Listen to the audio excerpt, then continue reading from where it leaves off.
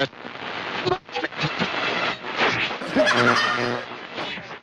let me give you another hidden jewel that the world misleads us into thinking. They tell you, particularly young men, to not be afraid of anything. Fear is a protection. And a lot of young men nowadays with their egos, they think fear. Are you afraid of anything? No. Yeah, you should be afraid of anything because it's a protection. I fear for my life. I fear my education. So I'm not going to do anything to lose those things that you value. So you fear them. So we reinstill those things in young people. And I tell this story to young men particularly to do not be afraid to fear because that's a protection. Not be afraid. How many here is afraid of something? You see here? Right. Thank you. That's a very twisted and dangerous mentality. If you know somebody that's not afraid of anything, get away from that person. If you find somebody that's not afraid of anything, separate yourself from that person quick. Because that means they have no consequences, no fear. And there's a thing called healthy fear. The Bible uses a thing called healthy fear. I fear for my life. I fear the consequences. I fear God. So I'm not going to do anything to disappoint or disapprove. So it's also a protection for me. They used to tell me I was a coward because I used to run from it. I was a small kid, so I used to run from everything. I was pretty quick too, by the way. So running was my favorite thing to do. So I would talk crap to anybody in the neighborhood, and I would just run because they couldn't catch me. All my whole life, I was dealing with this by just running from stuff. You know, I took karate one time, and somebody said, you know, karate is the oldest known defense. Ain't nothing older than karate. It's a natural defense. And I said, then somebody said, well, it ain't older than running. People. And you know what they always say? You can run, but you can't what? You can't hide. So I stopped running. You can't hide. Eventually somebody's going to catch you.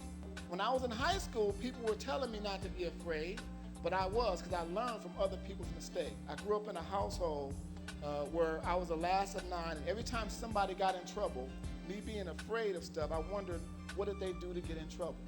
So if my brother got his behind, well, my next question was, what did he do? We got caught stealing. Okay, well, I won't be doing that, right? That was how I learned. So I got to high school, and I lived in a neighborhood where there was a lot of violence in Los Angeles, California. So they asked me after a high school football game to go to a party. I wouldn't be standing here one day if it wasn't for me deciding not to go with peer pressure. And even grown men can have that. One of the biggest parties in LA they invited me to go to. And remember that fear kicked in. This party was in the area where one of the biggest gangs in the area was in that area. So that was a thing that went on. Where's the party after the football game? You want to go? No, I ain't going. Why? Because where's the party? The party's over there. Oh, well, I'm not going over there. It's that simple. You a punk, you scared, you all that. You can call me whatever you want to. What else you got? But you're going to call me still alive. I don't care. You call me what you want to. I ain't going to no party on 54th Street. I'm not having it. Because at the biggest gang in the time in Los Angeles was in the 60s. They called them Rolling 60s. So I'm not a genius, but 54th Street is pretty close to 60, ain't it? So I said, I'm not going. I ain't going. But all of them went because they wasn't what? Afraid to fear. I'm not afraid to tell you I'm afraid because I fear my what? I value my what? Say that again. I value my life, so I'm not going to let my friends influence me to doing something to risk the value of my life. Does that make sense? Somebody going to invite you somewhere one day, and that same scenario is going to come to face. You're going to say, you know what? You can call me what you want to, but I'm not afraid to tell you I value my life to do that. I go home, I relax, and my mother's rolling the TV out of the area. I had one of them little TVs with the wheels on it. And it was black and white with a line in the middle of it. But the first thing with the news flash was something happened at a party, and we knew it.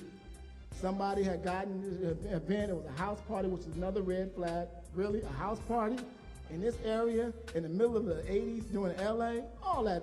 It was like a horror movie. So what happened was somebody invited the wrong person to the party.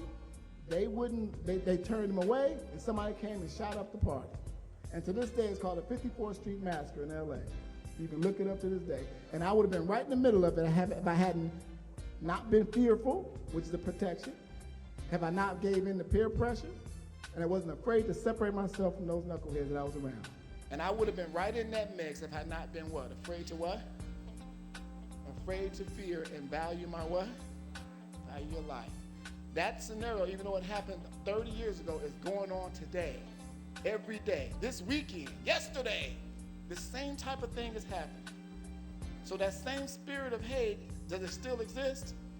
It still exists, and it's not going anywhere, but we can navigate around it, okay?